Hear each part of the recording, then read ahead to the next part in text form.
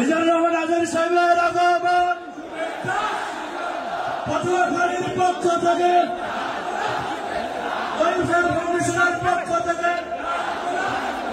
বরিশালের পক্ষ থেকে।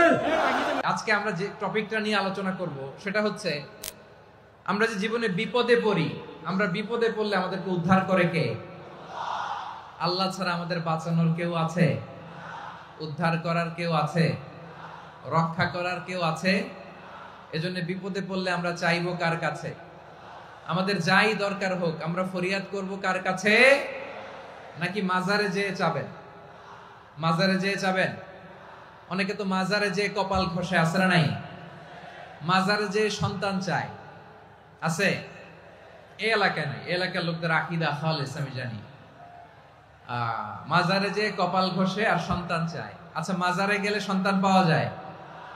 আচ্ছা, মাজারে না গেলে যদি বাচ্চা না হতো, গরু ছাগলের যে বাচ্চা হয় ওরা কোন মাজারে মানত করে বলেন? কথা কি বুঝতেছেন? এই যে প্রতি বছর গরু ছাগল ভেড়া এগুলো যে বাচ্চা দেয়, এরা কোন মাজারে যে মানত করে? এজন্য চাইতে হবে একজনের কাছে, তিনি কে? আমার প্রিয় পটুয়াখালীবাসী, মাজার জিয়ারত করা সুন্নাহ। আমরা মাজার জিয়ারত করব, আল্লাহ ওয়ালাদের কবরে যাব, আমরা সেখানে যে সালাম দিব, দোয়া করব, নিজের জন্য করব, কবরে শুয়ে থাকা মাইয়েতের জন্য করব, পুরো মুসলিম উম্মার জন্য করব। কিন্তু কবরে যিনি শুয়ে আছে ওই বাবার কাছে সন্তান চাওয়া যাবে? চাকরি চাওয়া যাবে? সফলতা চাওয়া যাবে? সফলতা দেয় কে? সবাই বলেন নাই, আওয়াজ করে বলেন, সফলতা দেওয়ার মালিক কে? এক কথাই রব্বুল আলামিন বলেন, ওয়া ইয়ামসাসকাল্লাহু বিদুররিন ফালা কাশিফা লাহু ইল্লা হু ওয়া ইয়ুরিদকা বিখাইরিন ফালা রাদ্দা লিফাদলি ইউসিবু বিহি মান ইয়াশাউ মিন ইবাদিহি ওয়া হুয়াল গফুরুর রহিম। আল্লাহু আকবার। আল্লাহ বললেন, ওয়া ইয়ামসাসকাল্লাহু বিদুররিন ফালা কাশিফা লাহু ইল্লা হু। আল্লাহ যদি তোমাকে কোনো বিপদ স্পর্শ করায়, আল্লাহ যদি তোমারে কোনো বিপদে ফেলে দেয়, ওই বিপদ থেকে উদ্ধার করার তিনি ছাড়া আর কেউ নাই। জোরে বলেন ঠিক কিনা? তিনি যদি কোনো বিপদে ফেলেন, তিনি ছাড়া বিপদ থেকে উদ্ধার করার কেউ নাই। আর তিনি যদি তোমার প্রতি কোনো অনুগ্রহ করতে চান, ওই অনুগ্রহ ঠেকিয়ে দেওয়ার ক্ষমতাও কারো নাই। আল্লাহ যদি আপনার সফলতা দিতে চায়, পৃথিবীর কোন শক্তি ওই সফলতাকে থামাতে পারে? এজন্য আল্লাহ বললেন, খবরদার, চিন্তার আকীদা খালিস করে নাও। ওয়া ইয়ামসাসকাল্লাহু বিদুররিন ফালা কাশিফা লাহু ইল্লা হু। আল্লাহ বিপদে ফেললে বিপদ থেকে উদ্ধার করার কেউ থাকে না। আর আল্লাহ যদি তোমার প্রতি দয়া দেখাতে চান, অনুগ্রহ করতে চান, ওই অনুগ্রহকে প্রতিরোধ করার মতো ক্ষমতা কারো নাই। তিনি তার বান্দাদের মধ্য থেকে যাকে ইচ্ছা তাকে দেন, যত ইচ্ছা তত দেন। তিনি ক্ষমাশীল, তিনি মেহেরবান। সুবহানাল্লাহ। তিনি ক্ষমাশীল, তিনি মেহেরবান। তাহলে এই আয়াত থেকে আমরা বুঝতে পারলাম, আমরা যদি বিপদে পড়ি আমাদেরকে কেউ বাঁচাতে পারে না। আমার বাবা আমারে বাঁচাতে পারে? হ্যাঁ? আমার মা আমাকে বাঁচাতে পারে? আমার বন্ধু আমারে বাঁচাতে পারে? আমার দলের কর্মী আমাকে বাঁচাতে পারে? আমার পীর সাহেব আমারে বাঁচাতে পারে? আমার পটুয়াখালীর ভাইয়েরা খেয়াল রাখবেন, বাঁচাতে পারে এক মহান সত্তা, উদ্ধার করতে পারে এক মহান সত্তা। চিৎকার করে বলুন, তিনি কে? আবার আল্লাহ বললেন, আম্মাই ইউজিবুল মুত্তাররা ইযা দাআহু ওয়া ইয়াকশিফুস সুআ ওয়া ইয়াজআলুকুম খুলাফাআল আরদ আইলাহুম মা'আল্লাহ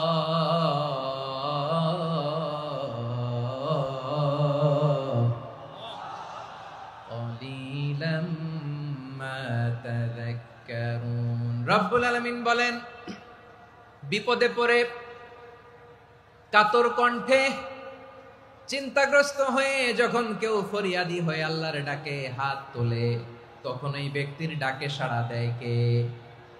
সবাই বলুন। কণ্ঠে বিপন্ন অবস্থায় আপনি যখন কেঁদে কেঁদে হাত তুলে আপনার দুঃখের কথা জানান, আপনি যখন ডাকেন তারে, তখন আপনার ডাকে সাড়া দেয় কে?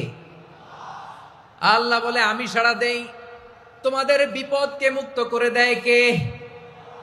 ওই আল্লাহর সাথে কোন উপাস্য আছে নাকি? কিন্তু খুব অল্প সংখ্যক লোকই তোমরা উপদেশ গ্রহণ করো। কথাটা কার? তাহলে বিপন্ন মানবতা যখন কাঁদে, মানুষ যখন বিপদে পড়ে নিরুপায় হয়ে ফরিয়াদ করে, তার ডাক শোনার কেউ নাই একজন ছাড়া। চিল্লায় বলেন তো তিনি কে? এজন্য আমরা ফরিয়াদের হাত কার দিকে তুলব? প্রিয় পটুয়াখালী বলেন, ফরিয়াদের দুটো হাত আমরা কার দিকে তুলব? এবং খেয়াল রাখতে হবে, মাথার সাথে সেট করে নিতে হবে, আল্লাহ ছাড়া আমাকে উদ্ধার করার কেউ নাই। এই পৃথিবীতে কেউ আপন না। প্রিয় ভাইরা, বিপদে বললে বোঝা যায় কেউ আপন না। আপন শুধু একজন মহান সত্তা, তিনি কে? এটা কি আপনারা খেয়াল রাখতে পারবেন? হ্যাঁ, বিপদে আপদে কেউ আমাদের বাঁচাতে পারে না, তরাতে পারে না, মুক্তি দিতে পারে না, উদ্ধার করতে পারে না, একমাত্র আমার প্রভু ছাড়া, আল্লাহ ছাড়া। চিল্লায় বলেন ঠিক কিনা? এবং প্রিয় পটুয়াখালীর ভাইয়েরা, মাথার সাথে এটা সেট করে নিতে হবে যে আমাদের পুরো জীবনটাই পরীক্ষা। পুরো জীবনটাই কি? The life is a test. পুরো জীবনটাই পরীক্ষা। এই জীবনে বিপদ আসবে, আপদ আসবে, পরীক্ষা আসবে, সবার জীবনে এটা থাকে। এক একজনের পরীক্ষা এক এক রকম। আমার পরীক্ষা একরকম, মাসুদ ভাইয়ের পরীক্ষা একরকম, চৌধুরী সাহেবের পরীক্ষা একরকম, আপনার পরীক্ষা একরকম, উনার পরীক্ষা আবার আরেক রকম। পুরো পৃথিবীটাই পরীক্ষা ক্ষেত্র, সবাই পরীক্ষা দিচ্ছি, কিন্তু কারো পরীক্ষা প্রশ্নের সাথে কারোটার মিল নাই। সুবহানাল্লাহ পড়বেন না? পুরোটাই পরীক্ষা ক্ষেত্র, সবাই পরীক্ষার্থী, কিন্তু প্রশ্নপত্র একটার সাথে আরেকটা মিলে না। One doesn't match the other. একজনেরটার সাথে আরেকজনেরটা মিলে না। কাউকে আল্লাহ তাআলা ধনী বানিয়ে পরীক্ষা করেন। কি বানিয়ে? কথা কি বুঝতেছেন নাকি কষ্ট হচ্ছে? কষ্ট হচ্ছে আপনাদের? কাউকে আল্লাহ ধনী বানিয়ে পরীক্ষা করেন, আবার কাউকে আল্লাহ তাআলা গরিব বানিয়ে পরীক্ষা করেন, কাউকে আল্লাহ অসুস্থ বানিয়ে পরীক্ষা করেন। কেউ দেখবেন যে দুরারোগ্য ব্যাধিতে আক্রান্ত, ডাক্তার বলেছে আর সময় নাই, দুরারোগ্য ব্যাধি, ক্যান্সার, যার নেই কোনো অ্যান্সার, তার জন্য পরীক্ষা হচ্ছে এই রোগ। আরেক লোক দেখবেন তার আবার রোগ বালাই নাই, মাশাআল্লাহ, তাকে আল্লাহ তাআলা আর্থিক দৈন্যতা, দারিদ্রতা দিয়ে পরীক্ষা করছেন। এরকম আছে না নাই? টাকা পয়সা নাই, দিন আনে দিন খায়, যা আছে তাতে চলে না, এটা তার জন্য পরীক্ষা। আবার আরেক শ্রেণীর লোক দেখবেন তাকে আল্লাহ অসুস্থতাও দেয় নাই, দারিদ্রতাও দেয় নাই, তার দাম্পত্য জীবনের সমস্যা আছে না নাই? স্ত্রী কথা শোনে না, অথবা ছেলে মেয়ে কথা শোনে না। তাহলে পরীক্ষা সবার জীবনে আছে, এক একজনের পরীক্ষাটা এক এক রকম। আল্লাহ তাআলা দেখতে চায় যে এই পরীক্ষার সময় আমরা কিরকম রেসপন্স করি। How to deal with the test, কিভাবে এই বিপদ আপদ পরীক্ষাগুলোকে আমরা হ্যান্ডেল করব, ডিল করব, এটা হচ্ছে আজকের আলোচনার বিষয়। বুঝতে পেরেছেন সবাই আমার প্রিয় ভাইয়েরা? তাহলে পরীক্ষাময় আমাদের জীবন, বিপদ আপদ পরীক্ষা, এটা মানুষের পিছু ছাড়ে না। সবার জীবনে পরীক্ষা আছে। নবীদের জীবনেও পরীক্ষা ছিল। সাহাবারা জিজ্ঞেস করেছেন, ইয়া রাসূলুল্লাহ, আইয়ুন নাসি আশাদ্দু বালাআন ফিদ দুনিয়া, এই দুনিয়ার বুকে কাদের পরীক্ষা সবচেয়ে বেশি? বিশ্বনবী বলেছেন, আল আম্বিয়া। এই পৃথিবীতে সবচেয়ে বেশি পরীক্ষা আল্লাহ তাআলা নিয়ে থাকেন নবীদের। কাদের? নবীদের। সুম্মাল আমসাল ফাল আমসাল, এরপরে নবীদের পরের স্তরে যারা, তাদের পরীক্ষা। এরপরে তাদের পরের স্তরে যারা, তাদের পরীক্ষা। সিদ্দিকিনদের, শুহাদাদের, সলিহিনদের, আল্লাহওয়ালাদের। যার ঈমান যত মজবুত, তার জীবনে পরীক্ষাও তত বেশি। চিল্লায় বলেন ঠিক কিনা? তাহলে মুমিনরা, বিশ্বাসীরা, আমরা কি পরীক্ষা বিপদ আপদে ভয় পাই? হ্যাঁ, বিপদ দেখলে ভয় লাগে আপনাদের? ভয় লাগে? হ্যাঁ, না, মুমিনরা বিপদে ভয় পায় না, তারা হতাশ হয় না, সুবহানাল্লাহ, তারা নিরাশ হয় না। বিশ্বাসীরা হাল ছেড়ে দেয় না, তারা ভরসা রাখে একজনের উপর। চিল্লায় বলতে হবে তিনি কে? কারণ মুমিন জানে the grief isn't permanent, the test isn't permanent, the struggle in our life isn't permanent. আমাদের জীবনের দুঃখ, কষ্ট, স্ট্রাগল, এগুলো পার্মানেন্ট নয়। After every difficulties there is an ease. সব কষ্টের পরেই একটা সুখ আছে না নাই? রব্বুল আলামিন বলেন ফাইন্না মাআল উসরি ইউসরা, ইন্না মাআল উসরি ইউসরা, ভয় পেও না, চিন্তা করো না, কষ্টের সাথেই আমি রেখে দিয়েছি স্বস্তি। সুবহানাল্লাহ বলেন। মুমিন জীবনে বিপদ যত বেশি, কষ্ট যত বেশি, তার সামনে সফলতা তার চেয়েও বেশি, ঠিক কিনা বলেন? কারণ বিশ্বাসীরা জানে রাত্রি যত গভীর হয় সুবহে সাদিকের সময় তত আগাতে থাকে। গর্ভবতী নারীর পেটের ব্যথা যত বাড়তে থাকে, ঘরে নতুন মেহমান আগমনের সময় ঘনাতে থাকে। মুমিনদের উপর বিপদ, অত্যাচার, আপদ, পরীক্ষা যত বাড়তে থাকে, কালেমার পতাকা উড্ডয়নের সময় কাছে আসতে থাকে। বিশ্বাসীদের এগুলো হিসাব মিলানো অনেক আগে, এগুলো অনেক আগে হিসাব মিলানো। দুঃখের আধার শেষে সুখের আলো মিটি মিটি হাসে, চিল্লায় বলেন ঠিক কিনা? দুঃখের আধার শেষে আলোর প্রভাত হাসে, হতাশার কালো মেঘে যায় গো ভেসে, হতাশার কালো মেঘে যায় গো ভেসে। দুঃখের আধার শেষে আলোর প্রভাত হাসে, হতাশার কালো মেঘে যায় গো ভেসে, হতাশার কালো মেঘে যায় গো ভেসে। কোরআনের পাতায় পাতায় দেখো ইমানের পথ ঢাকা ব্যথার কাটায়। কোরআনের পাতায় পাতায় দেখো ইমানের পথ ঢাকা ব্যথার কাটায়। ভেঙে পড়ো না কভু হতাশ হয়ে, ভেঙে পড়ো না কভু হতাশ হয়ে, জ্বলে পুড়ে খাঁটি সোনা হও গো শেষে, জ্বলে পুড়ে খাঁটি সোনা হও গো শেষে। দুঃখের আধার শেষে আলোর প্রভাত হাসে, হতাশার কালো মেঘে যায় গো ভেসে, হতাশার কালো মেঘে যায় গো ভেসে। ঠিক কিনা বলেন? দুঃখ যত বেশি, পরীক্ষা যত বেশি, কষ্ট যত বেশি, সুখের সময় তত কাছাকাছি, চিল্লায় বলতে হবে ঠিক কিনা? এজন্য মুমিন জীবনে পরীক্ষা বেশি, মুমিনদের হতাশা নাই। মুমিনরা নিরাশ হয় না, হতাশ হয় কাফিররা। মুমিনরা কখনো হাল ছেড়ে দেয় না, মুমিনরা ভরসা রাখে একজনের উপর, তিনি কে? তাহলে আমার প্রিয় পটুয়াখালীবাসী, বিপদ থাকবে, পরীক্ষা থাকবে, এই বিপদ থেকে আমাদেরকে উদ্ধার করবেন একজন, তিনি কে? আমরা শুধু আল্লাহর উপরই ভরসা রাখবো। রাজি আছেন তো? চাইবো একজন সত্তার কাছে, আওয়াজ করে বলুন তিনি কে? একজন সত্তার কাছে চাইবে। বিশ্বনবী ওনার চাচাতো ভাই আব্দুল্লাহ ইবনে আব্বাস রাদিয়াল্লাহু তাআলা আনহুকে বললেন, ইয়া আব্দুল্লাহ ইবনুল আব্বাস, হে আব্দুল্লাহ ইবনে আব্বাস, ইযা সাআলতা ফাসআলিল্লাহ, যখন চাইবে আল্লাহর কাছে যাও। ও আব্দুল্লাহ, যখন চাইবা আল্লাহর কাছে চাও। ওয়া ইযা ইসতাআনতা ফাসতাইন বিল্লাহ, যখন সাহায্য চাইবা আল্লাহর কাছে ফরিয়াদ করো। জেনে রেখো ও আব্দুল্লাহ, ওয়া আলাম আন্নাল উম্মাতা লাউ ইজতামাআত আলা আন ইয়ানফাউকা বিশাইইন লাম ইয়ানফাউকা ইল্লা বিশাইইন ক্বাদ কাতাবাহু আল্লাহু লাক। ও আব্দুল্লাহ, জেনে রেখো, মনে রেখো, গোটা বিশ্বের সবাই মিলে যদি তোমার উপকার করতে চায় ততটুকুই তারা করতে পারবে যতটুকু আল্লাহ তোমার নসিবে সেটা লিখে রেখেছে। ঠিক কিনা বলেন? আর যদি গোটা বিশ্বের সবাই মিলে তোমার বিরুদ্ধে কনস্পাইরেসি করে, ষড়যন্ত্র করে, গোটা বিশ্বের সবাই মিলেও যদি তোমার ক্ষতি করতে চায় ততটুকুই শুধু পারবে যেটা আল্লাহ তোমার জন্য বরাদ্দ রেখেছে। যতটুকু আল্লাহ তাআলা তোমার জন্য বরাদ্দ রেখেছে অতটুকুই ক্ষতি করতে পারবে, আর এক চুল বেশিও করতে পারবে না, কমও করতে পারবে না। চিল্লায় বলেন ঠিক কিনা? এজন্য আমরা চাইবো কার কাছে? সবাই বলেন নাই, আওয়াজ করে বলেন কার কাছে? সব সময় আমরা আল্লাহর কাছে চাইবো, বিপদে আপদে, সুখে দুঃখে, সচ্ছল অবস্থায় অসচ্ছল অবস্থায়, পরাজয়ের সময় বিজয়ের সময়, সব সময় আমরা ভরসা রাখবো কার উপর?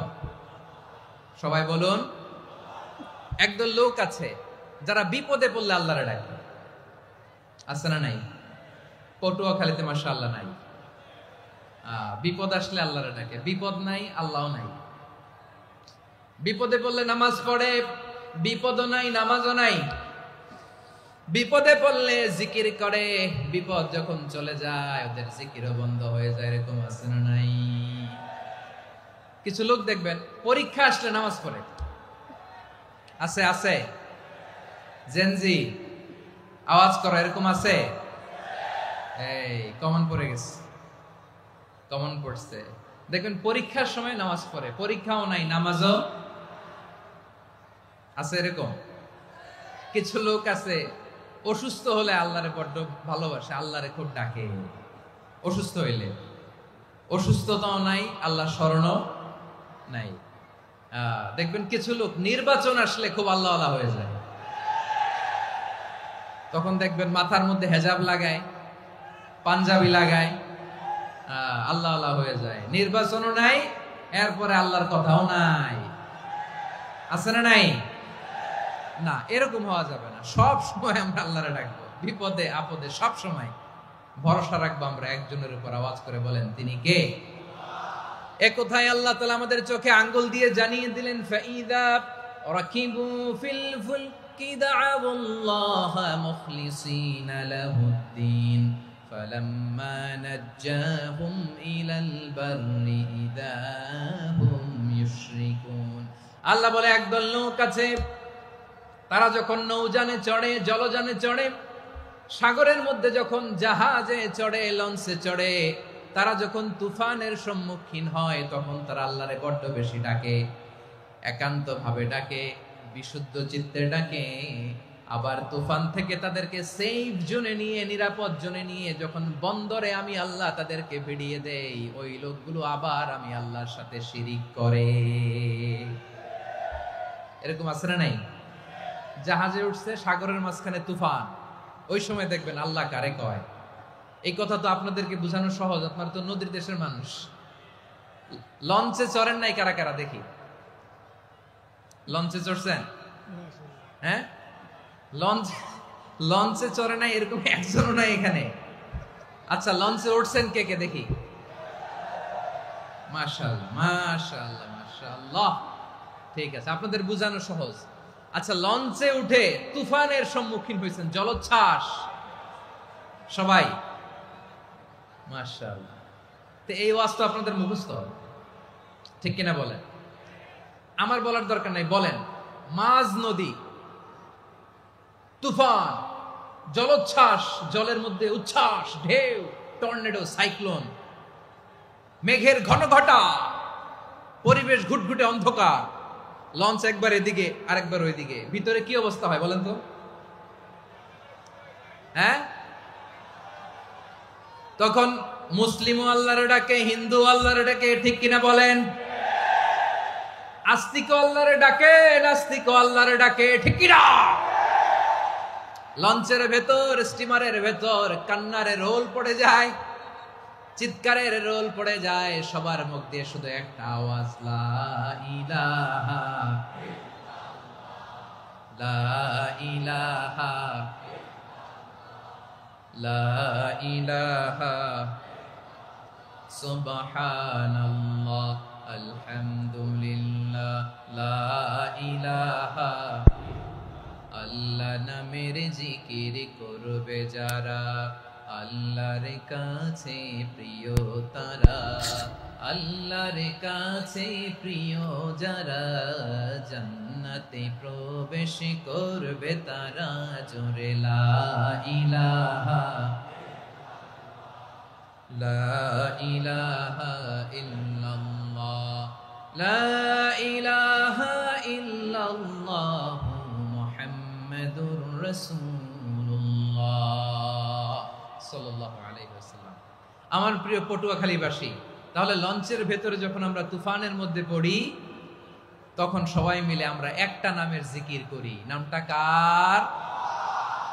মুসলমানেরাও ডাকে, হিন্দুরাও ডাকে, আস্তিকও ডাকে, নাস্তিকও ডাকে, সবাই ডাকে একজনকে, তিনি কে? আবার দেখবেন ওই আল্লাহ তুফানের পরে, ঝড়ের পরে ওই লঞ্চটাকে যখন সদর ঘাটে ফিরিয়ে দেয়, আবার আমরা নাফরমানি শুরু করে দেই। সে কোথায় আল্লাহ বললেন ফাইদা রাকিবু ফিল ফুলকি দা'আউল্লাহ মুখলিসিনা লাহুদ্দিন ফালাম্মা নাজ্জাহুম ইলাল বাররি ইযা হুম ইউশরিকুন। সাগরে যখন তুফানে পড়ে আমি আল্লাহর ডাকে, আবার আমি আল্লাহ যখন বাঁচিয়ে দেই, আবার আমি আল্লাহর সাথে শিরিক শুরু করে। আমরা কি এরকম হতে চাই নাকি? এরকম করবেন? হ্যাঁ না, আমরা তুফানে পড়লেও আল্লাহরে ডাকি, আবার বাঁচায় দেওয়ার পরেও ডাকি কারে? আল্লাহকেই ডাকি। বিমানের মধ্যে মাঝে মাঝে দেখবেন যে এয়ার টার্বুলেন্স হয়, জানেন? এয়ার টার্বুলেন্স জানেন তো? মাঝে মাঝে বিমানটা বাউন্সিং করে, বাম্পি, ভেরি বাম্পি ওয়েদার। শোনেন নাই? 40,000 ফিট উপরে যখন থাকে তখন পাইলট মাঝে মাঝে বলে, dear passengers, ladies and gentleman, right now we are flying 40,000 feet above the ground and we are passing very air turbulence, very heavy air turbulence right now. Please fasten your seat belt. দেখবেন মাঝে মাঝে বলে যে ভদ্র মহিলা, ভদ্র মহোদয়গণ, আমরা 40,000 ফিট উপর দিয়ে যাচ্ছি আর এয়ার টার্বুলেন্স ফেস করছি, মেহেরবানি করে আল্লাহর রাস্তে সিট বেল্ট বাঁধুন। তখন বিমানটা এরকম বাউন্সিং করে, শেকিং করে। আপনারা মুখোমুখি হয়েছেন? ইদানিং এই এয়ার টার্বুলেন্স বেড়ে গিয়েছে। গত বছর আমার ইন্টারন্যাশনাল অনেকগুলো ফ্লাইট ছিল, তো আমি দেখলাম যে আগের ফ্লাইটগুলোর তুলনায় এখন এয়ার টার্বুলেন্স খুব বেশি। আমি একটু রিসার্চ করে দেখলাম ক্লাইমেট চেঞ্জের কারণে, জলবায়ু পরিবর্তনের কারণে আকাশের বাতাসের মুভমেন্টে পরিবর্তন হয়েছে, ফলে এখন বিমান শেকিং করে বেশি, বাউন্সিং, বাম্পি ওয়েদার। তো বলেন তো 40,000 ফিট উপরে যখন আপনি, কয় হাজার ফিট? সবাই বলুন কয় হাজার ফিট? 40,000 ফিট উপরে যখন আপনি, তখন যখন বিমানটা এরকম বাউন্সিং করে, সবাই যখন ভমিটিং করে বিমান নষ্ট করে দেয়, বমি করে, তখন বাঁচানোর কে আছে আল্লাহ ছাড়া? কেউ আছে? ওই মুহূর্তেও সবাই মিলে একজনের ডাকে আওয়াজ করে বলেন তিনি কে? মাঝে মাঝে কিছু সোশ্যাল মিডিয়ায় কিছু ভিডিও পাওয়া যায় যে হেভি যখন এয়ার টার্বুলেন্স হয়, 10 সেকেন্ড 15 সেকেন্ডের কিছু ভিডিও পাওয়া যায়, বিমানটা এরকম বাউন্সিং করছে, বাম্পি ওয়েদার, কাঁপছে, মানুষগুলো বমি করছে, অক্সিজেন মাস্কগুলো সব ঝুলে পড়েছে, বিমানটা শুধু কাঁপছে। তখন দেখবেন বিমানের ভেতরেও এরকম লঞ্চের মতো চিৎকার আছে না নাই? বিমানের ভেতরেও তখন চিৎকার। গত বছর হিথ্রো এয়ারপোর্ট থেকে সিঙ্গাপুর এয়ারলাইন্সের একটা ফ্লাইট, হিথ্রো টু চাঙ্গি, একটা ফ্লাইটে এমন বেশি এয়ার টার্বুলেন্সের শিকার হয়েছিল ওই এয়ারক্রাফটটা, 33 জন যাত্রী সেখানে আহত হয়েছে, একজন যাত্রী নিহত হয়েছে। কেবিন ক্রুজ, এয়ার হোস্টেস যারা আছে, একজনের নাক ফেটে, চোখ ফেটে, কপাল ফেটে, ব্লিডিং হয়ে শয়লা। প্রিয় ভাইয়েরা, 40,000 ফিট উপরে বিমানটা যখন কাঁপবে, তখন আমাদেরকে আল্লাহ ছাড়া আর কেউ বাঁচানোর আছে? এত আসতে বললে হবে? ওই কঠিন মুহূর্তে আমার বাবা আমারে বাঁচাতে পারে, আমার বন্ধু আমারে বাঁচাতে পারে। এই গ্রাউন্ডে, জমিনের বুকে আমার প্রোটোকল, আমার ক্ষমতা, আমার দাম্ভিকতা, কোনো কিছু আমারে বাঁচাতে পারে একজন ছাড়া। চিল্লায় বলতে হবে তিনি কে? সে আল্লাহ বললেন, গোলাম, আমি বিপদের সময় ঠিকই তোমাদের বাঁচিয়ে দেই। ওই বিমানের ভেতরে 40,000 ফিট উপরে যখন তোমরা এয়ার টার্বুলেন্সের শিকার হও, তখন নাস্তিকও আল্লাহরে ডাকে, হিন্দু আল্লাহরে ডাকে। জোরে বলেন ঠিক কিনা? আবার বিমানটা যখন শান্ত হয়ে যায়, একটু পরেই বিমানের স্ক্রিনের মধ্যে হিন্দি সিনেমা খোঁজে। বিমানের স্ক্রিনে কিন্তু বিশাল ওখানে আফলাম ফিল্মের একেবারে বোঝাই করা। বিমানটা শান্ত হলে আবার হিন্দি সিনেমা দেখা শুরু করে। একটু আগে ডাকছিল কারে? দেখবেন বাংলাদেশে আমাদের ক্রিকেটাররা যখন অন্য কোনো দেশের সাথে খেলে, অনেক সময় এমন হয় বল বাকি একটা, রান দরকার 6টা। বল বাকি কয়টা? পটুয়াখালী বুঝে নাই বোধহয়। বল বাকি কয়টা? রান দরকার। আপনি দেখবেন ক্যামেরাম্যান তখন গ্যালারিতে খালি দেখায় দর্শকদের যে কি অস্থিরতা। হিপ হপ স্টাইলের মেয়েটা, যে মেয়েটার ওড়না এতক্ষণ ছিল গলায়, এতক্ষণ কইছিল, ওই মেয়েটা দেখবেন ওড়নাটা টেনে মাথায় দিয়ে এরকম মুনাজাত ধরতেছে, আল্লাহ আল্লাহ, একটা সক্কা, আল্লাহ আল্লাহ আমার লাল সবুজের পতাকারে তুমি অপমানিত কইরো না আল্লাহ। ইন্ডিয়ার সাথে আমাদের খেলা আল্লাহ, আল্লাহ একটা ছক্কা, একটা পুরো পুরো খেলা জুড়ে এই মেয়ের ওড়না ছিল গলায়, কিন্তু যখন এক বলে 6 রান দরকার ওড়না চলে আসছে কোথায়? মাথায়। আবার মুনাজাত আছে না নাই? ঠিকই বাংলাদেশের দামাল ছেলে এমন এক শট মারলো, বল চলে গেল স্টেডিয়ামের বাইরে, ছক্কা, জিতে গেলাম আমরা। পুরো স্টেডিয়াম জুড়ে চিৎকার, হই হুল্লোর, মৌজ মাস্তি। যেই মেয়েটা মাথার মধ্যে ওড়না দিয়ে এতক্ষণ সুবহানাল্লাহ সুবহানাল্লাহ বলে আল্লাহর কাছে দোয়া করেছে, ওই মেয়ে এখন আবার ওড়না ফেলে দিয়ে নাচা শুরু করে দিয়েছে।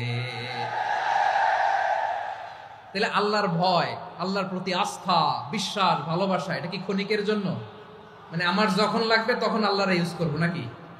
হ্যাঁ, বিপদে আপদে, সুখের সময় দুঃখের সময়, সচ্ছল অসচ্ছল অবস্থায় বিশ্বাসীরা ভরসা রাখে একজনের উপর। চিৎকার করে বলো পটুয়াখালী তিনি কে?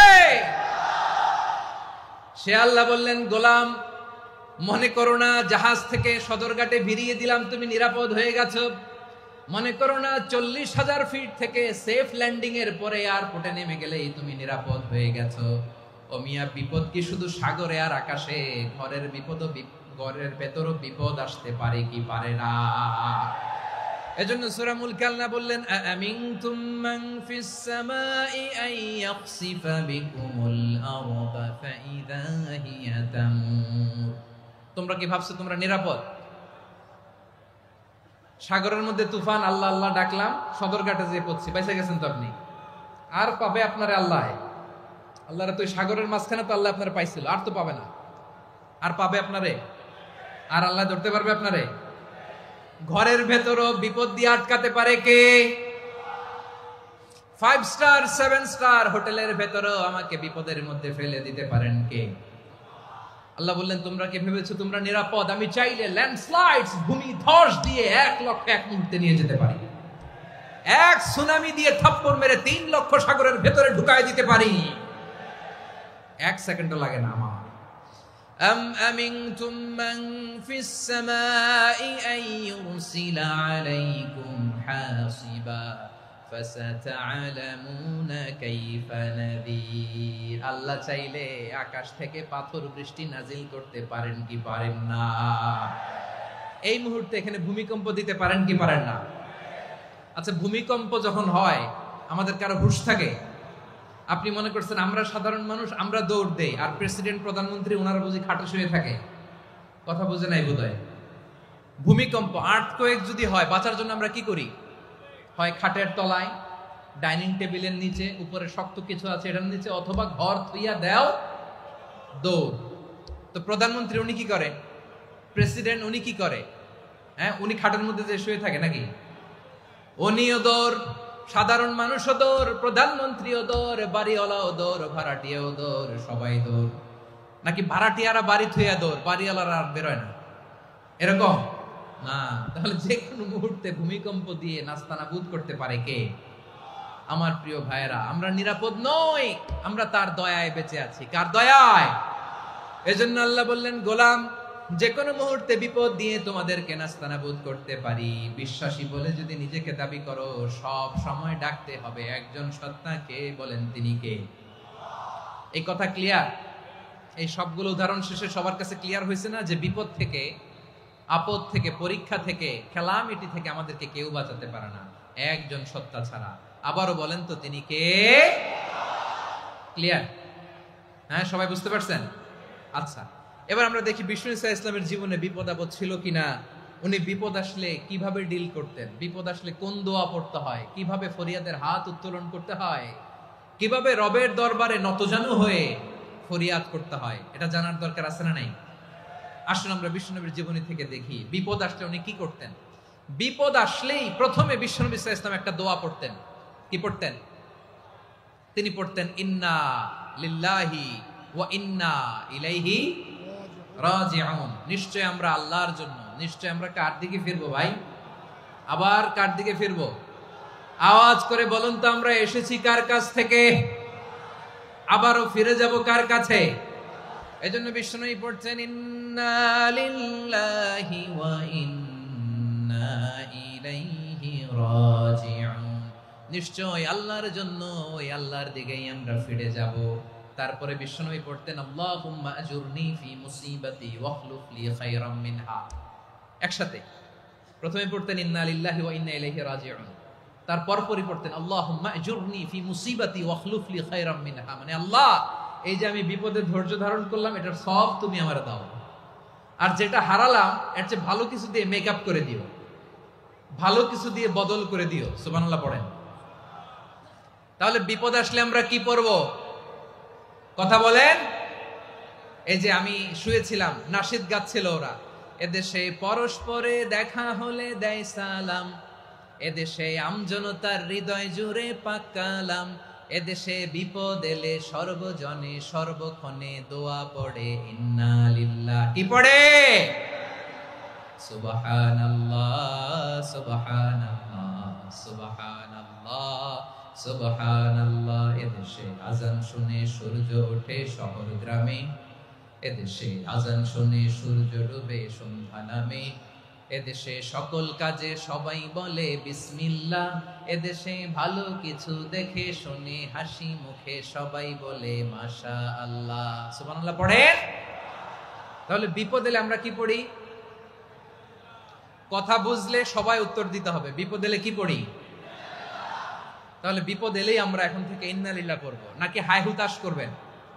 একদল আছে হাই হুতাশ করে, হায় আল্লাহ রে মোর কি হইল রে, মই কি হরমু রে, মই কমবে জামু রে, আছে না নাই? এরকম বিলাপ করতে নিষেধ করেছেন বিশ্বনবী। কি করব, কই যাব, কি হবে, হায় হায়, এরকম হাহুতাশ আছে না নাই? বিশ্বাসীরা হাহুতাশ করে না, তারা ইন্না লিল্লাহ পড়ে। কি পড়ে মনে থাকবে? আমরা পড়বো ইন্না লিল্লাহি ওয়া ইন্না ইলাইহি রাজিউন। নিশ্চয়ই আমরা আল্লাহর জন্য, আমরা আল্লাহর দিকেই ফিরে যাব। এরপর পড়বো আল্লাহুম্মা আজুরনি ফি মুসিবাতি ওয়াখলুফ লি খায়রাম মিনহা। আল্লাহ আমি যে বিপদে ধৈর্য ধারণ করলাম এটার সওয়াব দিও, আর যা হারালাম তার চেয়ে ভালো কিছু দিয়ে বদল করে দিও। সুবহানাল্লাহ পড়েন। বিশ্বনবীর হাদিস শুনলেন উম্মে সালামা রাদিয়াল্লাহু তাআলা আনহা। ওনার স্বামী হলো আবু সালামা। মজার ঘটনা খেয়াল করে শুনেন আমার প্রিয় কলিজার টুকরা ভাইয়েরা। কানগুলো খরগোশের কানের মতো খাড়া করে আমার দিকে তাকান। সাইয়্যিদাতুনা উম্মে সালামা রাদিয়াল্লাহু তাআলা আনহা, ওনার স্বামীর নাম আবু সালামা। শ্রেষ্ঠ দম্পতি, শ্রেষ্ঠ ফ্যামিলি। প্রথমে হিজরত করেছিলেন হাবাসায়, পরে হিজরত করেছেন মদিনায়। উহুদ যুদ্ধের পরে ওনার স্বামী আবু সালামা ইন্তেকাল করলো, শহীদ হলো। সুবহানাল্লাহ পড়েন। যখন আবু সালামা ইন্তেকাল করলো, উম্মে সালামা রাদিয়াল্লাহু তাআলা আনহা কেঁদে কেঁদে হয়রান। আর নবীর শিখানো বাণী অনুযায়ী তিনি বারবার পড়ছিলেন ইন্না লিল্লাহ। কি পড়ছিলেন? জামু কি হরমু এগুলো বলে নাই, কি বলছে? ইন্না লিল্লাহ। যেহেতু বিশ্বনবী বলেছেন কেউ যদি বিপদের প্রথম ধাক্কায় পড়ে ইন্না লিল্লাহি ওয়া ইন্না ইলাইহি রাজিউন, আল্লাহুম্মা আজুরনি ফি মুসিবাতি ওয়াখলুফ লি খায়রাম মিনহা, তাহলে এই বিপদে যে সে যা হারালো তার চেয়ে শ্রেষ্ঠ কিছু দিয়ে আল্লাহ তার বদল দিয়ে দিবে। এই হাদিস শুনে উম্মে সালামা রাদিয়াল্লাহু তাআলা আনহা ওনার প্রাণ প্রিয় স্বামী আবু সালামার ইন্তেকালের পরে চোখের পানি ছাড়ে আর পড়ে ইন্না লিল্লাহি ওয়া ইন্না ইলাইহি রাজিউন, আল্লাহুম্মা আজুরনি ফি মুসিবাতি ওয়াখলুফ লি খায়রাম মিনহা। বারবার এই দোয়া পড়ে চোখের পানি ছাড়ে, এই দোয়া পড়ে চোখের পানি ছাড়ে, আর মনে মনে বলে আবু সালামার মতো ভালো মানুষ মদিনাতে নাই, আবু সালামার চেয়েও ভালো মানুষ মদিনাতে নাই, তার চেয়ে ভালো মানুষ কি করে আল্লাহ তাআলা আমারে দিবে, তার চেয়ে ভালো মানুষ তো আমি মদিনাতে দেখি না। চোখের পানি দিয়ে বুক ভাসায় আর নবীর হাদিসের উপর আমল করে পড়ে ইন্না লিল্লাহি ওয়া ইন্না ইলাইহি রাজিউন, ইন্না লিল্লাহি ওয়া ইন্না ইলাইহি রাজিউন। পড়তে পড়তে চোখের পানি ছাড়ে আর চিন্তা করে বিশ্বনবী বললেন এই দোয়া পড়লে যেটা হারালাম তার চেয়ে ভালো কিছু দিয়ে আল্লাহ পুরস্কার দেয়। আবু সালামার চেয়ে ভালো মানুষ মদিনার মধ্যে আর কে হতে পারে? কি আজীব তামাশা, কি অবাক করা ঘটনা। কিছুদিন পরে দেখা গেল সাইয়্যিদুল মুরসালিন রাহমাতাল লিল আলামিন স্বয়ং বিশ্ব নবী উম্মে সালামাকে বিয়ের প্রস্তাব পাঠিয়েছে। স্বয়ং বিশ্বনবী উম্মে সালামা রাদিয়াল্লাহু তাআলা আনহাকে বিয়ের প্রস্তাব পাঠিয়েছেন। উনি রাজি হয়ে গেলেন, বিয়ে হয়ে গেল, উনি হয়ে গেলেন উম্মুল মুমিনিন, আমাদের মা, পুরো মুসলিম উম্মার মা। চিৎকার করে বলেন আল্লাহু আকবার। তাহলে আমার প্রাণপ্রিয় ভাইয়েরা, বিপদে পড়লে আমরা পড়বো ইন্না লিল্লাহি ওয়া ইন্না ইলাইহি রাজিউন, আল্লাহুম্মা আজুরনি ফি মুসিবাতি ওয়াখলুফ লি খায়রাম মিনহা। পড়বেন? পড়বেন না? যারা যারা বিপদ আসলে এই দোয়াটা পড়বেন এখন থেকে, আওয়াজ করে ইনশাআল্লাহ বলেন। যা হারাইছেন তার চেয়ে শ্রেষ্ঠ জিনিস দিয়ে বদলা দিবে কে? বিশ্বাস হয়? একটু সন্দেহ লাগে মনে হয়, একটু সন্দেহ সন্দেহ আছে? যাদের বিশ্বাস হবে তাদের কি আল্লাহ উত্তম বদলা দিবে, ঠিক কিনা বলেন? তাহলে বিপদে পড়লেই প্রথমে আমরা এটা পড়ব। দোয়াগুলো যদি এখন মুখস্থ না হয়, এই যে রেকর্ডিং হচ্ছে, পেয়ে যাবেন, কালকেই পেয়ে যাবেন। শুনে শুনে মুখস্থ করবেন। আমার মায়েরা, আমার বোনেরা, আপনাদের জন্য 3টি মাঠের অ্যারেঞ্জমেন্ট করা হয়েছে, আমি জানি। আপনারাও এই দোয়াগুলো পড়বেন, আপনার স্বামীকে শেখাবেন, সন্তানকে শেখাবেন, আপনার পুরো পরিবারটাকে জান্নাতের টুকরো বানিয়ে দিবে কে? তাহলে বিপদ আসলে প্রথমে কি পড়তে হবে এটা জেনে গেলাম। এরপরে বিপদ আসলে নিজেকে কি করে আল্লাহর কাছে সঁপে দিতে হয় এটাও জানার দরকার আছে না নাই? বিপদে প্রথমে ইন্নালিল্লাহ পড়লাম, ধৈর্য ধারণ করলাম, বিপদ থেকে উদ্ধারের সর্বোচ্চ চেষ্টা করলাম। আমার কাজ যখন শেষ, তখন আমি আমার এই বিষয়টা আল্লাহর কাছে সঁপে দিব। কার কাছে সুপর্দ করব? কার কাছে? বিপদে বললে কেমন করে নিজেকে আল্লাহর কাছে সঁপে দিতে হয়, আসুন সাইয়েদনা ইব্রাহিম আলাইহিস সালামের জীবনী থেকে জানি। আল্লাহর খলিল ইব্রাহিম আলাইহিস সালাম আমাদের মতো সমাজ ব্যবস্থা পায় নাই। আমরা জন্মের পরে আমাদের কানের ভেতরে আজান দিয়েছে কে? একামত দিয়েছে কে? আমাদের বাপ দাদারা আমাদের কানে আজান দিয়েছে কি? দেয় নাই। আমাদের জন্মের পরেই তো আজান, একামত, বাড়ির পাশে মসজিদ, প্রতিদিন আজান, জুমার খুতবা, প্রতি মাসে মাসে তাফসিরুল কোরআন মাহফিল, মসজিদ, মিনারা, অভাব নাই, ঠিক কিনা বলেন? আপনি যেই সুন্দর ইসলামিক এনভায়রনমেন্ট পেয়েছেন, আমাদের ইব্রাহিম খলিল উনিও কি এরকম পেয়েছিলেন? হ্যাঁ, উনি জন্মের পর পরে ওনার কানে আজান দিছে কেউ? আমার প্রিয় ভাইরা, আগা গোড়া একটা শিরকি পরিবেশ উনি জন্মগ্রহণ করেছেন। উনি ছাড়া ওই তল্লাটে একজনও আল্লাহর উপর বিশ্বাসী নাই। কল্পনা করতে পারেন? গোটা তল্লাটে, গোটা দেশে বিশ্বাসী মুমিন, আল্লাহর উপর বিশ্বাস স্থাপনকারী কয়জন? সবাই বলেন কয়জন? বাকি সব মুশরিক। বাকি সব মুশরিক নিজের সাথে নিজে শক্ত বোঝাপড়া করে, অ্যানালজি করে, সেলফ কনভারসেশন করে উনি মহা সত্যের সন্ধান পেয়েছে। উনি আকাশের তারা দেখে ভাবে মনে হয় এটাই আমার খোদা। ওরা দেখে তারা নাই, মনে মনে বলে না তাইলে এটা না। আবার চাঁদ দেখে বলে চাঁদটা বড় মায়া লাগে, মনে হয় এটাই আমার রব। পরে দেখে চাঁদও নাই, কয় না এটা না। এরপরে দ্বীপ প্রহরের জলজলে সূর্যটা খাঁ খাঁ করে গোটা পৃথিবীটারে রৌদ্র দিয়ে তাতিয়ে রাখে। তিনি ভাবলেন মনে হয় এটাই আমার রব, কারণ এটাই তো সবচেয়ে বড়। কিন্তু বিকেল বেলা ওই সূর্যটাও যখন চলে যায়, সাইয়েদনা ইব্রাহিম বলে না এটাও তো নাই। আমার খোদা যদি আমারে ছেড়ে চলে যায়, বিপদে পড়লে আমারে উদ্ধার করবে কে? এভাবে নিজের সাথে অ্যানালজি, সেলফ কনভারসেশন করতে করতে করতে তিনি মহা সত্যের সন্ধান পেয়েছেন। সুবহানাল্লাহ। সব শেষে তিনি ডিসিশন নিয়ে ঘোষণা দিলেন, ইন্নী ওয়াজ্জাহাতু ওয়াজহিয়া লিল্লাযী ফাতারাস সামাওয়াতি ওয়াল আরদা হানিফান ওয়া মা আনা মিনাল মুশরিকিন।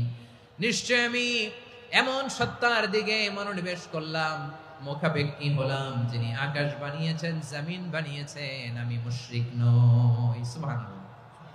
পারতেন? আপনি পারতেন? কেউ নাই, লক্ষ লক্ষ মুশরিক, আপনি একা। ওনার মতো এরকম বিচক্ষণতা দিয়ে আল্লাহরে খুঁজে পাইতে পারতেন আপনি? কি নবী ছিল, আল্লাহকে খুঁজে পেয়েছে। যখন আল্লাহর ইবাদত শুরু করলো, এই কথা ছড়ায় পড়লো চারদিকে। নমরুদ সাইয়েদনা ইব্রাহিমকে ডেকে পাঠালেন। নমরুদ বলে, ইব্রাহিম তুমি নাকি মূর্তির পূজা না করে কোন নতুন রবের ইবাদত করো, কে তোমার রব?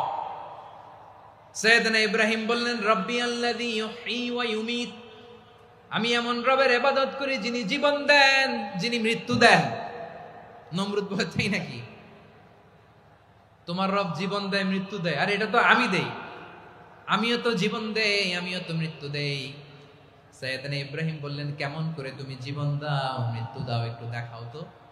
নমরুদ জেলখানা থেকে দুজন কয়েদিকে ডেকে আনলো। কয়েদি এনে অর্ডার করলো একটাকে এখনই শিরোচ্ছেদ, হেড অফ, ডেথ পেনাল্টি, মৃত্যুদণ্ড দেয়া হলো, ফিনকি দিয়ে রক্ত বেরোলো।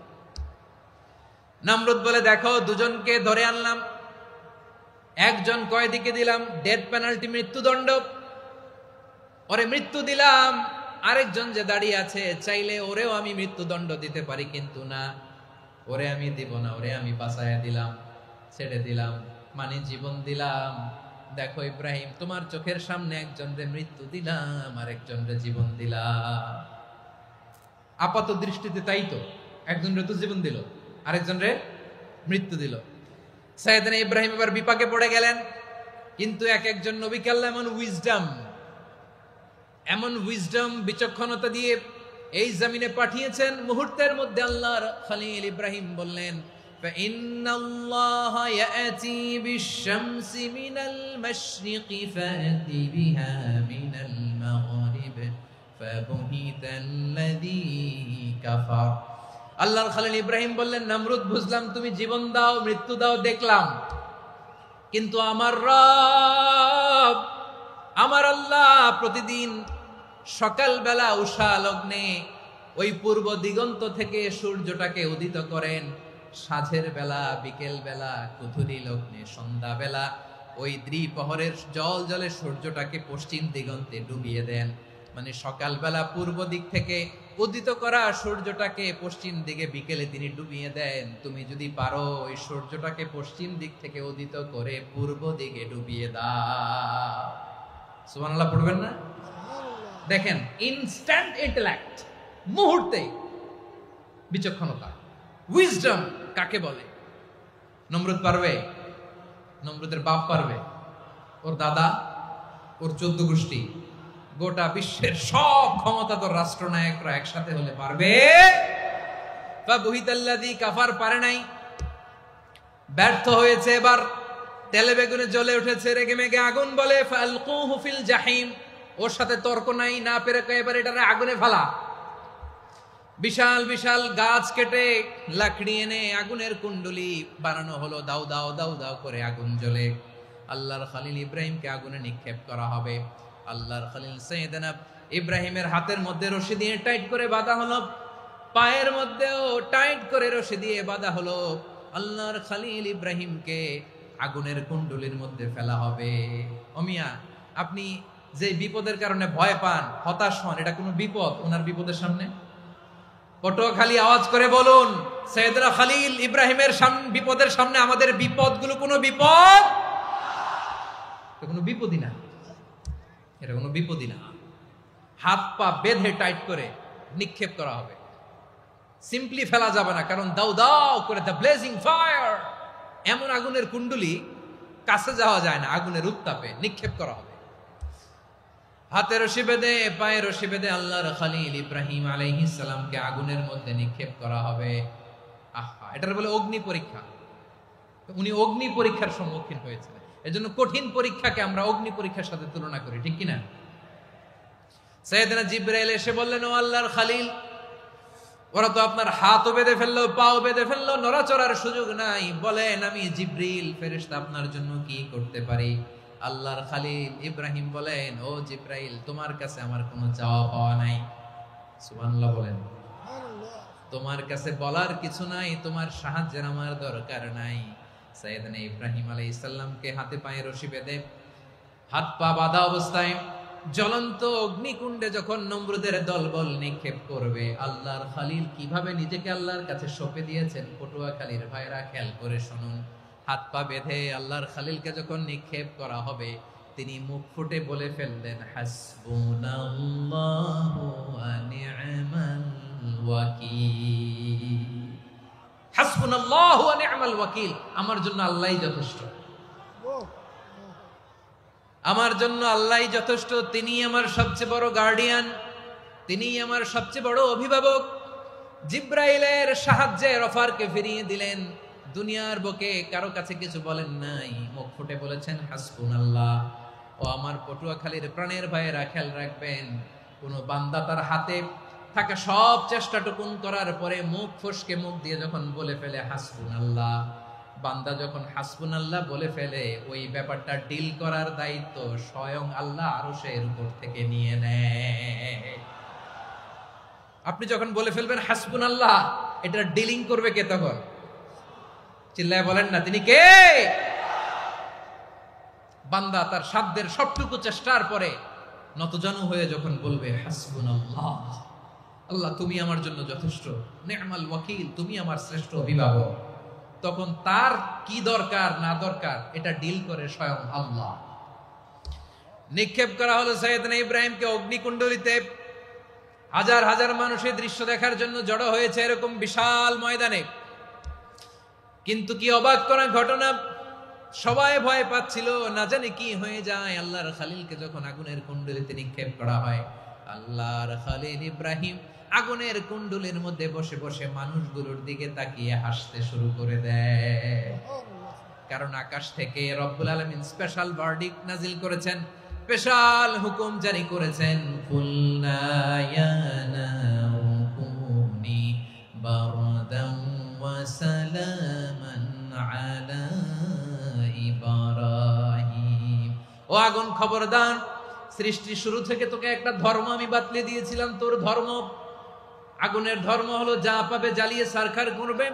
আল্লাহ বলল, ও আগুন, তোর ধর্ম দিয়েছিলাম, তুই সব জ্বালিয়ে পুড়িয়ে সারখার করে দিবি, কিন্তু ক্ষণিকের জন্য আমি তোর জ্বালিয়ে দেওয়ার ক্ষমতাটাকে কেড়ে নিলাম, জ্বালিয়ে ভস্ম করে দেওয়ার ক্ষমতা আমি কেড়ে নিলাম। কুনি বারদান, ঠান্ডা হয়ে যা, কিন্তু এত বেশি ঠান্ডা হবি না আবার আমার ইব্রাহিমের জন্য সর্দি লেগে না যায়। সুবহানাল্লাহ, এত আস্তে বললে হবে? কুনি বারদান, বার্দ মানে বরফ, ঠান্ডা, ঠান্ডা হ, কিন্তু এত ঠান্ডা হবি না যাতে আমার ইব্রাহিমের কষ্ট হয়। আগুন বলে, আল্লাহ একবার বললাম ঠান্ডা হ, আবার বরফ, এত ঠান্ডা হবি না যাতে খালিলের সর্দি না লাগে। কেমন ঠান্ডা হব, কেমন এনভায়রনমেন্ট তৈরি করে দেব বলো?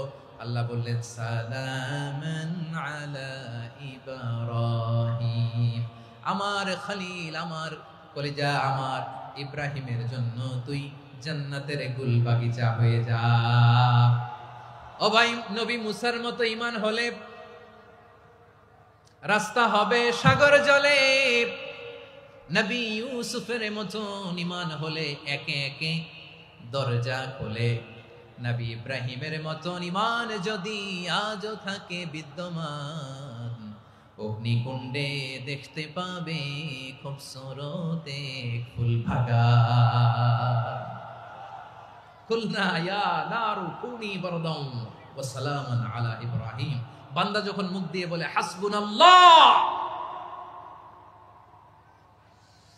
আমার আল্লাহ আমার জন্য যথেষ্ট, এই বলে যখন নিজেকে সঁপে দেয়, তার কি লাগবে ওই দায়িত্ব স্বয়ং নিয়ে নেয় কে? সবাই বলেন, স্বয়ং নিয়ে নেয় কে? তাহলে আমার প্রিয় ভাইরা, বিপদের শুরুতেই আমরা বলবো ইন্না লিল্লাহ। শুরুতে কি বলবো? এরপরে যেই বাক্যটা পড়ে নিজের পরিস্থিতিকে আল্লাহর দরবারে সঁপে দিব, সেটা হচ্ছে হাসবুনাল্লাহ। সেটা কি? বিষ্ণু বলেন, লা ইয়াজালু লিসানুকা রাতাবান মিন যিকরিল্লাহ, সব সময় আল্লাহর স্মরণ দিয়ে, জিকির দিয়ে জিহ্বাটারে সিক্ত রাখো।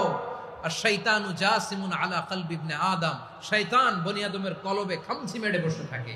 ফাইদা যাকারাল্লাহ খানাসা, মানুষ যখন আল্লাহর স্মরণ করে জিকির করে, শয়তান দৌড়ে পালায়। ওয়া ইদা গাফালা ওয়াসওয়াসা, যখনই বনি আদম গাফেল হয়, তখনই শয়তান তার হৃদয়ে ওয়াসওয়াসা দেয়। এজন্য বিপদে পড়লে ইন্না লিল্লাহ, নিজের সবটুকুন করার পরে, নিজের রোল প্লে করার পরে নিজেকে আমরা কি বলে সঁপে দিব? সবাই বলেন, সবাই বলতে হবে, আরো জোরে বলে, মনে থাকবে? বিপদে পড়লে প্রথমে ইন্না লিল্লাহ, এরপরে নিজেকে যখন সঁপে দিব তখন হাসবুনাল্লাহ। এরপরে কঠিন বিপদ যদি যখন বিশ্বনবী পড়তেন, তখন কি করতেন? এমন বিপদ মাঝে মাঝে হয় না, দেয়ালে পিঠ থেকে যায়, চোখে মুখে অন্ধকার, কি করব দিশা খুঁজে পাই না, এরকম হয় কখনো? হ্যাঁ, আপনাদের হয়? হয় না? তো জান্নাতে আছেন আপনারা। হয় হয়, এরকম হয়েছে না যে দেয়ালে পিঠ থেকে গেছে, চোখে মুখে অন্ধকার, কই যাব, কি করব, বাঁচানোর কেউ না, এরকম হয়েছে কখনো আপনাদের? যদি হয় তাইলে এটার সলিউশন বলবো, না হইলে তো এগুলো বলে লাভ নাই। হয় হয় হয়, বিশ্বনবী এরকম কঠিন বিপদে পড়েছেন জীবনের কিছু কিছু মুহূর্তে, ওই মুহূর্তে বিশ্বনবী স্পেশাল দুইটা দোয়া পড়তেন। এই দোয়াগুলো আপনাদেরকে জানিয়ে দেয়। বিশ্বনবী বলেন, কঠিনতম বিপদে যখন পড়বা, দেয়ালে পিঠ থেকে যায়, চোখে মুখে অন্ধকার, বাঁচার কোনো উপায় নাই, তখন পড়বা লা ইলাহা ইল্লা আনতা সুবহানাকা ইন্নী কুনতু মিনাজ জালিমিন। আল্লাহ, তুমি ছাড়া কোনো ইলাহ নাই, তুমি পবিত্র, নিশ্চয় আমি জালিমদের অন্তর্ভুক্ত। সুবহানাল্লাহ বলেন। এই দোয়া সাইয়েদনা ইউনূস আলাইহিস সালাম পড়েছিলেন যখন মাছের পেটে ছিলেন। কিসের পেটে? এবং অনেক মুফাসসিরিন একরাম বলেছেন, অনেক আহলুল ইলমরা বলেছেন, এটা হচ্ছে ইসমে আজম। ইসমে আজম এমন দোয়া যেটা দিয়ে দোয়া করলে আল্লাহ দোয়া কবুল করে। কিন্তু এটা কোনটা, এটা নিয়ে ইখতিলাফ আছে। কোন আহলুল ইলম বলেন এই লা ইলাহা ইল্লা আনতা সুবহানাকা ইন্নী কুনতু মিনাজ জালিমিন, এটা হচ্ছে ইসমে আজম। সাইয়েদনা ইউনূস আলাইহিস সালাম পড়েছেন। আপনারা পড়েননি? তুফান হইলে পড়েন না? আমাদের এলাকায় তো এটা খুব, এটার উপর ব্যাপক আমল আছে। পটুয়াখালীতে কি অবস্থা বলেন? পড়েন পড়েন পড়েন পড়েন। একটা গল্প শুনেছিলাম, পাক হানাদার বাহিনী যখন বাংলাদেশে অ্যাটাক করত, ৭১ সালের ঘটনা বলতেছে, আমরা তো দেখি নাই, শুনছি আর কি। ৭১ যদি দেখতাম এতদিনে রাজাকার হয়ে যেতাম। আল্লাহ আমাদেরকে বাঁচাই দিছে, আল্লাহর মেহেরবানি, ঠিক কিনা বলেন? মন মতো হইলে মুক্তিযোদ্ধা, মন মতো না হইলে রাজাকার। কত কিছু দেখলাম এই শাহবাগের বুকে। আল্লাহ, ৭১ সালে দেখি নাই, আমরা শুনেছি। পাক হানাদার বাহিনী জিজ্ঞেস করত মুসলিম না অমুসলিম চেক করার জন্য, বলতো কালেমা বল, কালেমা বাতাও। তো যারা কালেমা বলতে পারতো পাকিস্তানি বাহিনী নাকি ওদেরকে ছেড়ে দিত, শুনেছি। তো একজনকে, এক বাঙালিরে পেয়ে তার মাথার মধ্যে বন্দুকর নল ধরে বলতেছে কালেমা বল, সালে কালেমা বাতা, কালেমা বল। তো ভয়ের চোটে এই দোয়া পড়া শুরু করছে। ও পড়তেছে লা ইলাহা ইল্লা আনতা সুবহানাকা ইন্নী কুনতু মিনাজ জালিমিন। পাকিস্তানি বলে সালে ইয়ে তো মুসিবত কা কালেমা है। বাঙালি কয় হাম তো ভি মুসিবত মে হ্যায়। পাকিস্তানি বলে বেটা কোন দোয়া বললি, এটা তো মুসিবতের কালেমা। কয় আমিও তো মুসিবতে আছি, আমার মাথার মধ্যে বন্দুক ধরে তুমি আমার কালেমা জিজ্ঞেস করো, এখন কোনটা কালিমা আর কোনটা কি দোয়া, আমার হুশ আছে নাকি? প্রিয় ভাইরা, আসলে এটা দুআউল মুসিবা, বিপদে পড়লে এ দোয়া পড়তে হয়। লা ইলাহা ইল্লা আনতা সুবহানাকা ইন্নী কুনতু মিনাজ জালিমিন, এটা পড়বেন আপনারা। এই দোয়া পড়ে সাইয়েদনা ইউনূস আলাইহিস সালাম মাছের পেট থেকে রক্ষা পেয়েছিলেন। রক্ষা করেছিল কে? তুমি ইউনূস নবীরে যখন খাইলো মাছেতে গিলিয়া, ফেরেশতা পাঠাইয়া দিলে ইসমে আজম দিয়া। প্রাণে ছিল যাহার ভয় সেথা পাইল আশ্রয়, প্রাণে ছিল যাহার ভয় সেথা পাইল আশ্রয়। মাছের পেট হতে সে যে পেল পরিত্রাণ। আল্লাহু আল্লাহু তুমি জাল্লে জালালুহু, শেষ করা তো যায় না গে তোমার গুণগান। আল্লাহু আল্লাহু, সুবহানাল্লাহ পড়ে। লা ইলাহা ইল্লা আনতা সুবহানাকা ইন্নী কুনতু মিনাজ জালিমিন। বিশ্বনবী বললেন, দেয়ালে পিঠ থেকে গেলে, চোখে মুখে অন্ধকার, বাঁচার কোনো উপায় নাই, তখন এই দোয়াটা পড়তে হবে। এই দোয়া পড়ে আল্লাহর কাছে ফরিয়াদ করলে বিপদ মুক্ত করবেন কে? কেন এই দোয়াটা আল্লাহর কাছে বড্ড প্রিয় জানেন আমার ভাইয়েরা? কারণ এই দোয়ার মধ্যে 3টা জিনিস আছে। আমি যেরকম আঙ্গুল উঁচু করেছি এরকম করেন তো। 3টা। কয়টা? 3টা। 1 নম্বরে হচ্ছে তাওহীদ, 2 নম্বরে তাসবিহ, 3 নম্বরে তাকরীর। আই রিপিট, আবারও বলছি, 1 নম্বরে তাওহীদ, 2 নম্বরে তাসবিহ, 3 নম্বরে তাকরীর। এই দোয়াটা আল্লাহর কাছে এত পছন্দনীয় কারণ এ দোয়ার প্রথম অংশে আছে তাওহীদ, আল্লাহর একত্ববাদের ঘোষণা। লা ইলাহা ইল্লা আনতা, ও আল্লাহ আপনি ছাড়া কোনো ইলাহ নাই, উপাস্য নাই। একথা বললে আল্লাহ বড় খুশি হয়ে যায়। সুবহানাল্লাহ পড়েন। এ দোয়ার দ্বিতীয় অংশে আছে তাসবিহ, মানে আল্লাহর প্রশংসা, প্রশংসা সূচক বাণী। সুবহানাক সুবহানাক সুবহানাক, ও আল্লাহ আমি আপনার পবিত্রতা ঘোষণা করছি। সুবহানাক, একথা শুনলেও আল্লাহ খুশি হয়ে যায়। সুবহানাল্লাহ পড়েন। এই দোয়ার তৃতীয় অংশে আছে তাকরীর। তাকরীর মানে পাপের স্বীকৃতি। তাকরীর মানে কি? তাকরীর মানে পাপের স্বীকৃতি। এই দোয়ার তৃতীয় অংশে আছে ইন্নী কুনতু মিনাল যালিমিন। ও আল্লাহ, আমি জালিমদের অন্তর্ভুক্ত। আল্লাহ, আল্লাহ আমি জালেম, আল্লাহ আমি ভুল করেছি, অন্যায় করেছি, আল্লাহ আমি জালেমদের অন্তর্ভুক্ত। এই পাপের স্বীকৃতি, অ্যাকনোলেজমেন্ট আল্লাহ বড্ড পছন্দ করে। যখন আল্লাহর কাছে আপনি ছোট হবেন, ছোট হতে হতে যত ছোট হবেন, ওই দৃশ্যটা দেখতে আল্লাহ বড্ড পছন্দ করে। সুবহানাল্লাহ বলেন। 3 নম্বর অংশ ইন্নী কুনতু মিনাজ জালিমিন, আল্লাহ আমি জালেমদের অন্তর্ভুক্ত। সাইয়েদনা আদম আলাইহিস সালাম ভুল করে যখন নিষিদ্ধ গাছের ফুল খেয়ে ফেললেন, ফল খেয়ে ফেললেন, আল্লাহ বললেন আদম ক্ষমা পেতে চাইলে তুমি আর হাওয়া মিলে স্বীকৃতি দাও, পাপের স্বীকৃতি আর পড়ো রব্বানা যালামনা আনফুসানা ওয়া ইল্লাম তাগফির লানা ওয়া তারহামনা লানাকুনান্না মিনাল খাসিরিন। ও আল্লাহ, আমি আদম আর হাওয়া যালামনা আনফুসানা, আমরা আমাদের নফসের উপর বড্ড জুলুম করেছি। আল্লাহ ওয়া ইল্লাম তাগফির লানা ওয়া তারহামনা, আপনি যদি ক্ষমা না করেন, আপনি যদি দয়া পরবশ না হন, আপনি যদি রহম না করেন, আমরা তো ক্ষতিগ্রস্তদের মধ্যে শামিল হয়ে যাব। এই দোয়া করার সাথে সাথে সাইয়েদনা আদম আর হাওয়া আলাইহিস সালামকে ক্ষমা করে দিলেন কে? তাহলে এই দোয়ার 3 নম্বর অংশ তাকরীর, এটা আল্লাহ বড্ড পছন্দ করে। আমার কলিজার টুকরা ভাইয়েরা, গুনাহ করে শিকার যেতে হবে, এটা আল্লাহ ভালোবাসেন। সাইয়েদনা আবু বকর রাদিয়াল্লাহু তাআলা আনহু বিষ্ণু ইসা ইসলামকে বললেন, ইয়া রাসূলুল্লাহ আল্লিমনি দুআআন আদউ বিহি ফি সালাতি। নবী হে, আপনি আমার এমন একটা স্পেশাল দোয়া শিখায়া দেন যে দোয়াটা আমি নামাজে পড়ব। নবী বললেন, তাহলে তুমি পড়ো আল্লাহুম্মা ইন্নী যালামতু নাফসি যুলমান কাসীরান ওয়া লা ইয়াগফিরুয যুনুবা ইল্লা আনতা ফাগফিরলি মাগফিরাতাম মিন ইনদিকা ওয়ারহামনি ইন্নাকা আনতাল গফুরুর রহিম। সুবহানাল্লাহ। সালাম ফিরানোর আগে পড়েন, কথা কয় না, পড়েন পড়েন। ও আবু বকর, নামাজে যদি দোয়া করতে মনে চায় এই দোয়াটা পড়বা, আল্লাহুম্মা ইন্নী যালামতু নাফসি, আল্লাহ জুলুম করেছি আমার নফসের উপর, যুলমান কাসীরা, অনেক জুলুম, ওয়া লা ইয়াগফিরুয যুনুবা ইল্লা আনতা, আপনি ছাড়া এই জুনুব, এই পাপ ক্ষমা করার দ্বিতীয় কোনো রব নাই। আছে? আল্লাহ ছাড়া আমাদের গুনাহ আর কে কে ক্ষমা করতে পারে বলেন তো? কে পারে? কে? এজন্য আল্লাহরে বলবেন, আল্লাহ আমি ছাড়া তোমার গোলামের অভাব নাই। ও আমার রব, আমি ছাড়া এই জমিনের বুকে তোমার গোলামের অভাব নাই, কিন্তু তুমি ছাড়া তো আমার দ্বিতীয় কোনো রব নাই। পারবেন বলতে? পারবেন? চোখের পানি ছেড়ে আল্লাহরে বলবেন, আল্লাহ তুমি আমার রব, তুমি আমার সব। কি বলবেন? আল্লাহ আমারে রব। সবাই বলুন, আল্লাহ আমারে রব, দমে দমে তনু মনে তারি অনুভব, আল্লাহ আমারে রব। আল্লাহরে বলেন, আল্লাহ তুমি আমার রব, তুমি আমার সব। আল্লাহ আমি ছাড়া এই জমিনে তোমার গোলামের অভাব নাই, তুমি ছাড়া আমার দ্বিতীয় কোনো রব নাই।